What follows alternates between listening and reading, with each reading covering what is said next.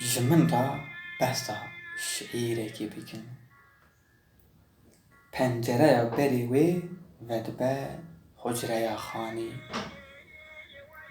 Ruhê wê di semayê de şev û roj, hêlek wê hildikşe esman.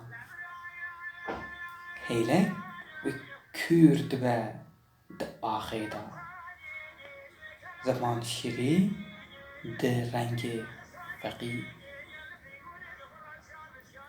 Jimin da behsa şi'rekê bikin.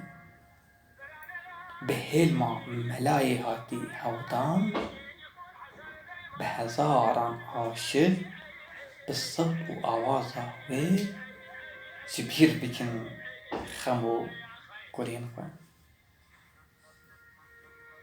Herkes ji hêla xwe sazî, behem û şikirdar. Jimin da behsa şi'rekê bikin. Bin destiya min neyne bîra min. Bin destiya min neyne bîra min.